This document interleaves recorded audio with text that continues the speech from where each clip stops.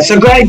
Welcome to another Secret Influence TV interview. Very excited as I've got Simone Vincenzi with me today, and we'll be having a great chat about what he does and his expertise and how he helps people. I've been always very fascinated since I started my business about selling at scale. So selling at scale means selling from presentation, selling from videos, selling from webinars. How can I sell one to many instead of selling one to one? That's always been something that really fascinated me. Also because I was really bad at the start, so I really sucked at selling from presentations, and I kind of made it my life mission to make it work. And while going down that rabbit hole, I really enjoy what I was learning about, what makes people buy, what makes people say yes, even to someone that they've never met before, what makes someone take their credit card out after 20 minutes that you're speaking. How can I recreate this in a repeatable way? So these are kind of all the questions that I had, and now I've been doing this for more than 12 years. So I can say that I've mastered that skill, and this is what I'm teaching to others. But it started from delivering presentations in front of 4 people, Sure. bombing every single one, and really working my way out in finding my style and finding something that worked. So that's a bit much of what I do. It's interesting to say about how important sales is, and for you sort of learn those skills, because I think that I talk about this, the influencing skills are important for anyone in life, because if you want to get a job, you have to influence in the job interview, influence the interviewers and get promotion, persuade them. I guess it's sales, it's the same. We have to sales skills, we have to sell ourselves. It's to influence others. If we want to do anything, to have success, it's get that job, get a promotion, relationships, and certainly in business, we're always sort of selling, aren't we? We're selling ourselves, whether it's a personal level or a business level. We have to constantly look into positively influence others. So, exactly. Do you agree with that? Is that something? I absolutely agree, and I've learned the lesson and the importance of this in 2 really key moments.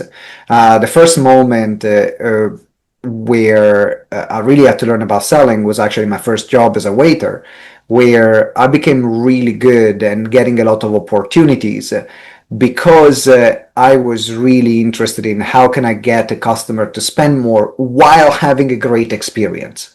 Because it's a different thing is how can I have someone being happy to spend more at the restaurant I was in.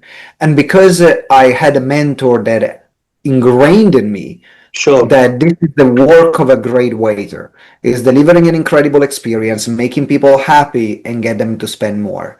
You're making the client happy, you're making the restaurant owner happy. And that led me to managing my first Michelin star restaurant when I was 19. Wow. Because I had that skill. So sure. If I think about, because many waiters don't think about it. They just think about through the shift, or can I make someone happy if they care about it, but they don't take care about how can I upsell more, how can I learn sales in this way. So that was the first time. And the second time is when I moved from the catering industry at 23 to my own business, where now I'm running events. I need to events with speakers, no one knows me, I'm in a completely different background, and so now I gotta sell myself, not having anyone backing me up because it's my first thing. And and that's way more difficult because if you don't have a new business, new industry, new background, new country, a language that I don't speak fluently completely, the starting point wasn't pretty. But what made you then, you were working as a waiter in the hospitality industry in restaurants. What made you then decide to change your direction? What was it? What was your story there? Yeah. Because obviously you made a massive change in pivot and what you now doing now. What led to that? Was there something? It comes down to the skill of selling one to many. I attended a personal development workshop when I was 22, I think, and I cannot explain it in words, but something within me said, "I want to do that," pointing at the speakers. Right. Sure. Of I course, didn't know what that was because no one yeah, told me it was a job as a speaker. The only speaker I course, knew was a teacher at school, right? sure, But I just felt such a calling to say, this is your next move, that helped me going and figuring out how do I get there. So how do I get there? Well, let me take a coaching qualification. So took a coaching qualification in life coaching and youth coaching at right, 23. Then I started going into schools, right, teaching got youth you, coaching into school with other sure, different organizations. And in the yeah, meanwhile, I started my event company in the evening where we were calling other speakers to deliver workshops sure, and we would promote. So they were my workshop, but I was the promoter and the host until 4 years down the line. Then I felt ready to deliver my own stuff and right, become a speaker. But it was just such a pull that something in me said, this is the path for you. And I that's was your brave mission. enough to follow it. I was brave enough to It's follow it, and I'm glad I said yes. yeah, I think it's like that. Yeah, that having that sort of that mission or vision for the way where you go in life, and is that that why why why you do what you do. You've got to have a real strong belief that that's your purpose, that's your passion. And I think people don't have that. We change jobs a lot, we try different things, but if you know this is it, this is what I want to do, I love it, then you're more likely to sort of Mm. And have sometimes, a for anyone watching or listening, it's not about even knowing with certainty, because if you sure, think about that situation, I didn't know what I of was going to course, end up. I yeah, didn't like it was, I just felt a sense, follow this path. I sure, didn't know see where where it the goes. path was going to lead. Yeah, And I think that for everyone here that is listening or watching that is in that crossroad, and maybe they had a strong sense of doing something and they kept repressing it and pushing it sure, down. yeah, Actually, it's like, you know what? Why don't you follow it? Of course, you yeah, will not know where it's going to lead you, but that thing is there for a reason. The yeah, thing of in you that course. is saying do it is there for a reason. So give it a go. Listen to it. Yeah, no, it makes sense. Take that risk, I think, sometimes in life and see where it goes. Nothing to lose. And the other thing I wanted to go is back to is obviously what you do is you help businesses get I mean, correct me if I'm quite got this right, is get the leads, the flow of leads, to get the sales, and you and webinars is sort of a platform the way. Yeah. Is this right? But the most important thing is applying the sort of psychology, as in understanding what motivates people to take action, and understanding the importance of why people make decisions, why people take action. So Exactly. so so why do so first quick question, why is it so first we just talk about why is it sort of you think webinars are a good way to get business build leads, and then we'll talk about the psychology techniques you apply. So Yeah. briefly, So absolutely, webinars are the most effective way to get clients online by far. And the reason why is because um, you have a time to build a relationship. sure, We always know that there is something that I've learned in business, which was a great nugget. Before people spend money with me, they will spend time. Before people right, spend money with you, they'll spend time with you. So time is the first currency, because if before spending money, I'm spending time researching. I'm spending sure, time seeing who I trust. I'm spending time seeing who I don't trust. I'm spending time asking people. I'm spending time watching presentation. Spending time researching the topic, right? So if you sure, look at what deal makes a purchase happen, actually time is the first currency that is sure. spent. And Makes sense. Yeah, so if you want to have people spend money with you, they have to spend time with you. And what are the chances in your line world to spend an hour with someone? Right? There is no other thing. If you're looking at social media, is microseconds at the time. Is a sure. scroll at No, of the time. course. So I need 1,000 scrolls of Yeah, your content before I yeah, can consume the same amount of content I can consume on a webinar with you. So now it shortens the relationship building time. They can have a sense of who you are. They can have a sense of if they like your material or not. They can mm, have a sense of, do they understand your methodology? Do they like what you have to say? If the answer is yes and you tick all those boxes, then now the next step is either let me buy from you now or let me buy from you in the future, or Sure. I'll talk about you. Right, got you. Right. Yeah, But it all starts from there, and I think that also is the most efficient way. Because instead of saying the same thing over and over again on consultations, I'm saying the same things on a webinar, so then everyone that books a call or buys something, they already heard this all the same thing that I will say on a consultation. I'm just sure. having 20 consultations at a time, 100 consultations, Yeah, sometimes 1,000 consultations at a sure. time. We've seen the webinar that Alex Hormozy did like this past weekend. I don't know if he made 100 million, it broke every record, but it's like it is something incredible. But why? Because he spent time and time and time with people, and that's why webinars still work right now. Are still So, like by far. it's essentially about relationship building. We have to build relationships with the people we are selling to, and webinar allows you to build a relationship because you've got that hour of time. Where if you're on social media, you have seconds, maybe very short span, and it's hard to build a relationship with someone when they're looking at something such short space of time. Exactly. And also it's different from podcasting because people will listen to an episode like this. It's similar to a webinar, but Sure, they because it's long form, but the main difference people listen to podcast while they're doing something else. sure, of course, Right. I agree. So if I sign up and attend a webinar, it's because I want to learn something. I might clear my schedule. I don't have in the background while I'm cooking, while I'm Sure, cleaning, driving, while I'm commuting. And so the context in which someone is present, I'm watching this to learn, my sure, attention is yours. On a podcast, yes, you have a bit of my attention, sure. but I'm also doing 500 other things at the same time. So that's also why it's different in terms of context. Gotcha. No, 100%. That totally makes sense to me.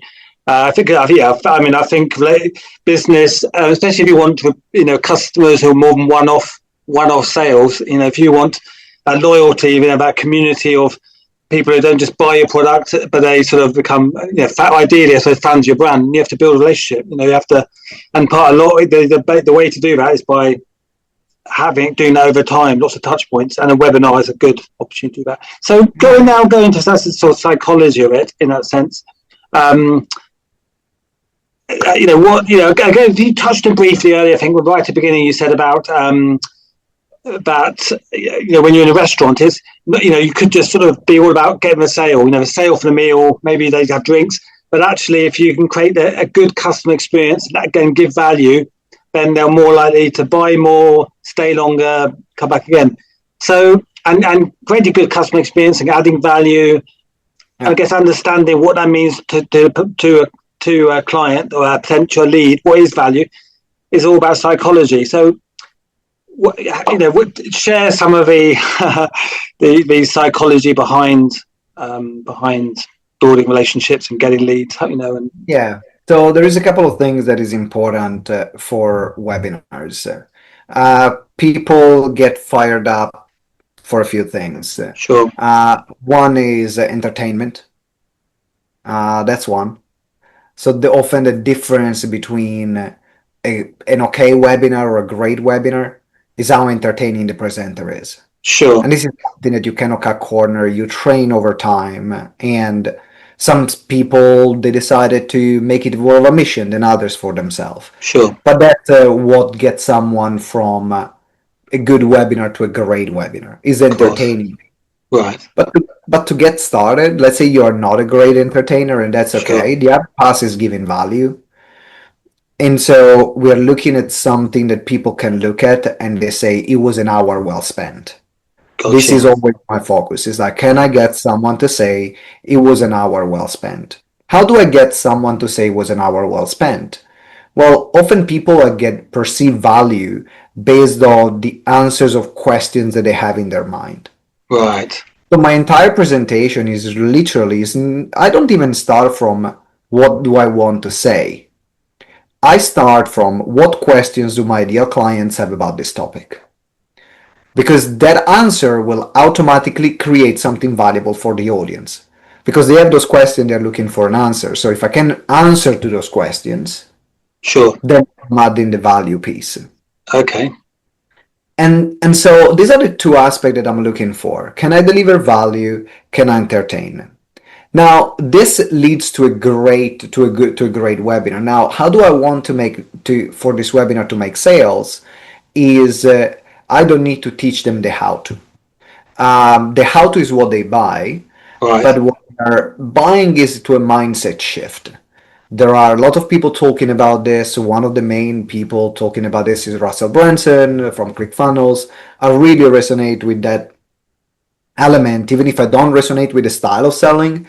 I resonate with the element of the teaching that your goal is to teach them how to think and Right. to answer questions that helps them move forward the thinking, not the how to. Because let's say that I'm a yoga teacher and I want to Sure. sell a yoga class. Right. If I can do a webinar teaching you 100 yoga poses, Sure. you're not gonna remember any. It's too much. Sure. Two, you don't need to come to the yoga class because in your mind there's the perception that you know this already. Yeah. That makes sense.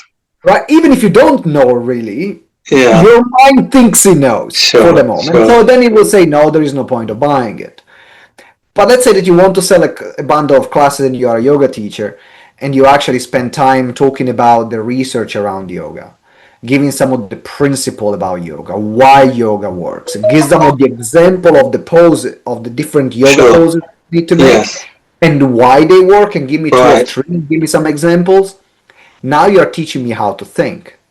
Yeah. And let's say that I have back pain or I want to become more flexible, I want to become more present. I have this base foundation. Now I believe yoga is the best thing. Right. My action, my next action is going to be let me buy a yoga class. Okay. So yeah. Because I spoke to someone earlier today when they were saying that they were saying, in theory, the how to, the knowledge is out there almost for free or cheap. We can on YouTube, it's video out to everything. We could buy a book and out to everything. There's online courses, for free we could pay for. So we can find out the how to quite easily and don't do anything. But actually, like you say, having the motivation to then do it, the confidence to then do it, and also understanding how to perhaps apply it. I think it's like you say, we have skill set and mindset, and which is more important. That's the balance There we there. go. You made the right distinction. So let's if I look at the great value of a sales webinar is to teach the mindset that Sure. is necessary to implement the skill set. Right. Because anything can be done, like as you mentioned.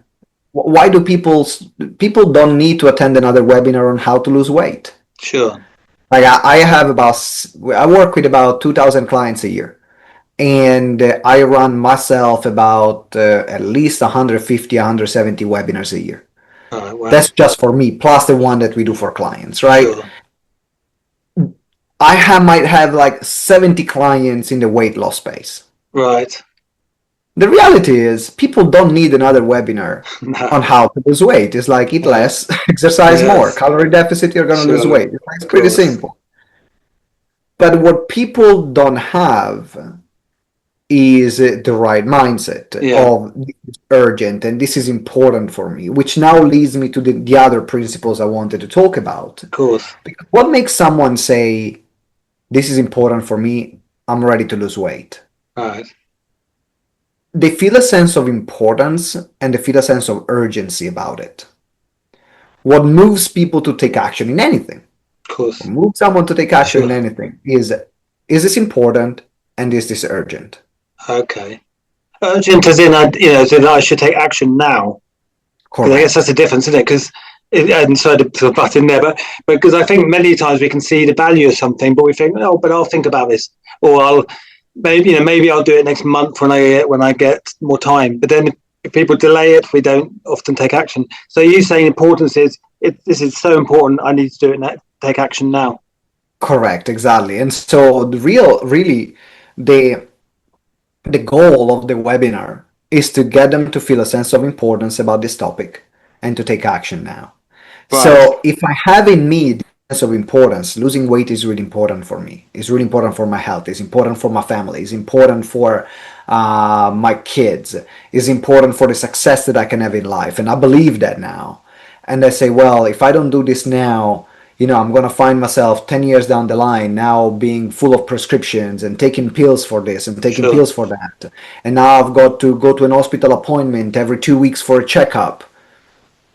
All right, I gotta do something about it. Yeah, the I really gotta do consequences. something Not about taking.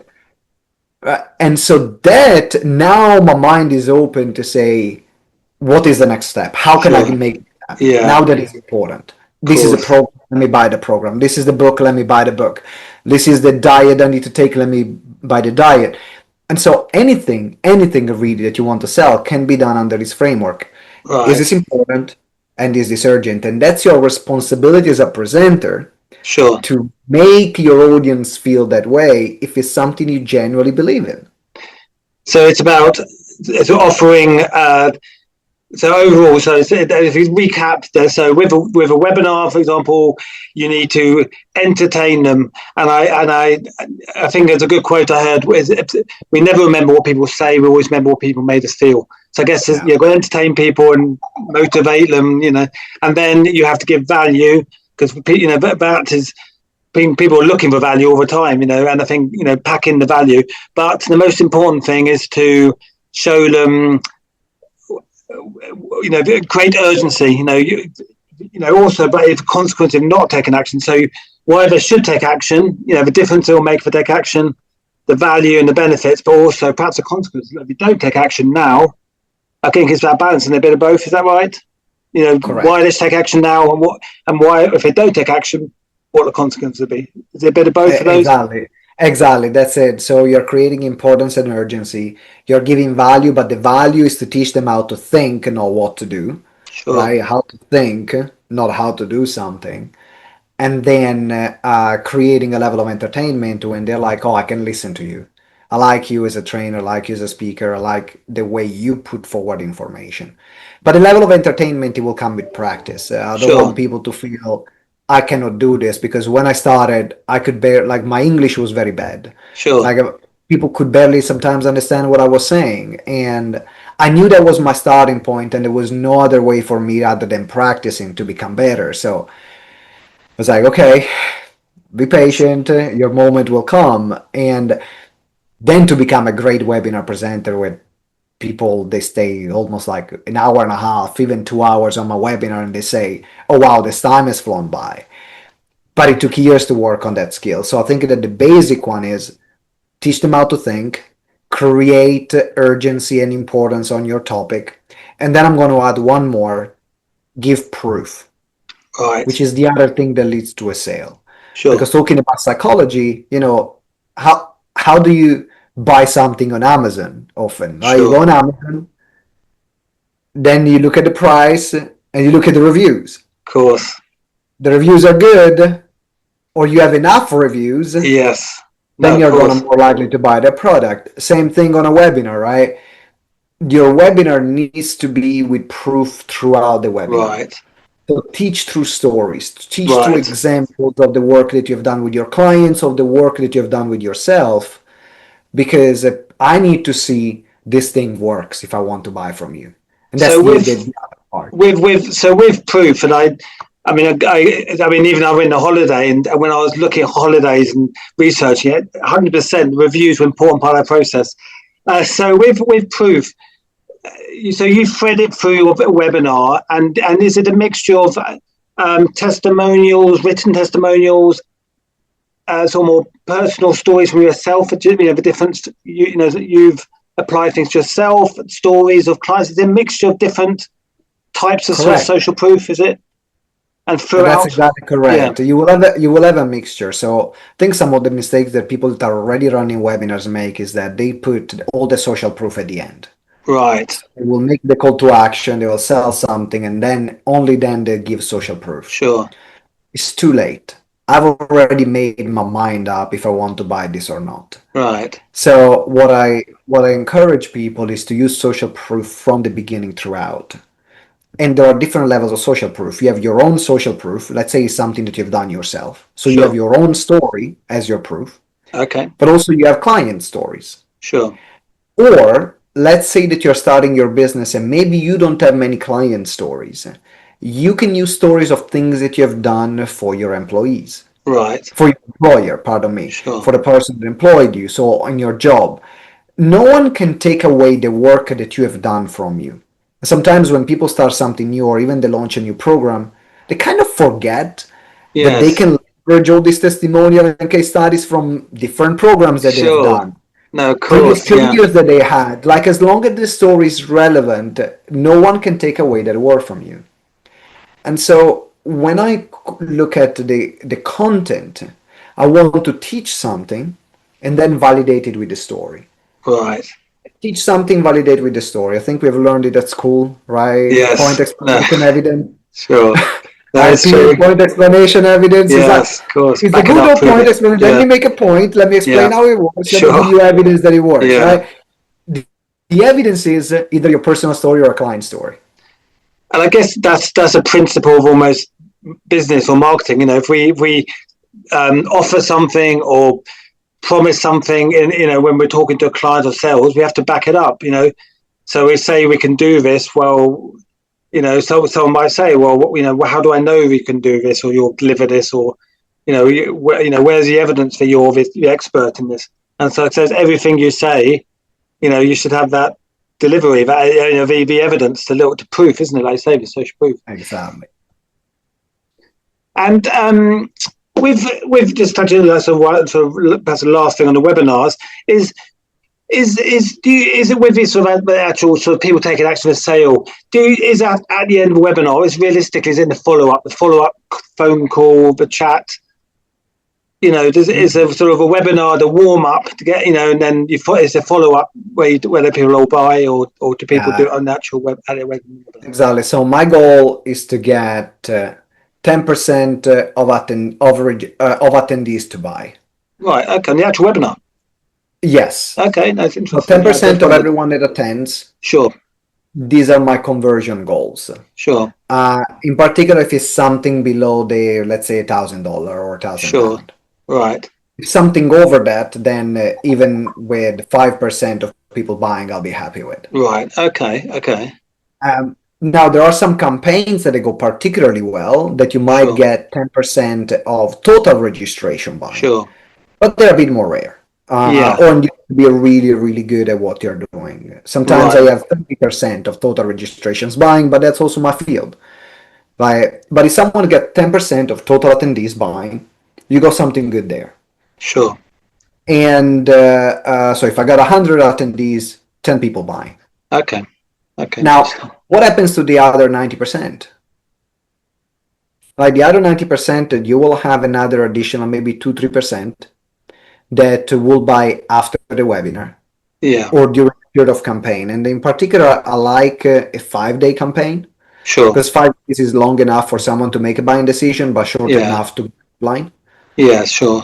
So a 3 to 5 day window is a window I recommend for a webinar campaign. And so that's the follow up. That's where, and a lot of sales will come on the last day. Right. Okay. Last day, that's where often the majority of the sale will come. So you will have a spike on the day of the webinar. People that are ready to buy, that they buy immediately. Yeah. And then you have people that are making the buying decision, and they will make the buying decision throughout. Someone will buy, but very few. And then everyone who has been on the fence, they'll get off that they want to buy, get off the fence literally on the day of the deadline. I guess it's people. Realistically, people. Different people fit in differently into the sort of sales cycle. People. It's like when new things come in the market, new technology. The early adopters who always take things first. They just want to be straight in there. Other people will only wait till everyone else has bought it and tried it, then they'll. It's different people take different amount of time to see the evidence and think about it. Some go straight away with everything, and other people will always take time, knowing and giving people options to buy straight away and buy within the second day, first day. And that's exactly why I like that part. And so it was funny because I was managing a webinar for a client, and we are now at the third launch of his certification. We made more than $150,000, I think, in three different webinars that we did. Right. On those, and I remember having and the deadline was yesterday. Sure. So we were having an exchange of messages, and I said, "Well, I'm expecting probably another." And we're selling I think is $4,000. So webinar straight to $4,000 Sure. product with payment plan. Wow. So it's quite of a higher ticket Yes. to have a direct sales, no call. Okay. So this is straight webinar to sale of $4,000. Sure. Wow. And we had, I think, 4 people buying yesterday on the deadline, and literally nothing for about a week. And what was interesting is that this time we started the campaign a bit far in advance. Sure. So there was a month from the moment of the first webinar to the moment of the closing of the cart, Sure. of the deadline, and very little happened in between. Right. So one month of waiting, it's long. Yes. I know that people will make the decision at the end. Yeah. But at the same time, it's long. So that's why I prefer like a 3 to 5 day campaign. I've heard that, you know, the longer you give people to make a decision, all it means is most people will wait for that last week or few days, because people will, if you give them a month, 2 months, they'll say, well, I've got lots of time to think about it. You know, there's loads of time. So in some ways, giving them a longer period of time just gives more people the opportunity to delay and exactly that. Yeah, gtex.org.uk. So it's gtex.org.uk. That's the website, and you can find also a full free training on creating a webinar to convert that expands on the topics. Fantastic. Do subscribe to his channel for notifications of more videos with other experts in marketing and influence, and people who are sharing their expertise and the stories of why they do what they do. So thanks for your time, Simone, and we'll speak soon. It's my pleasure.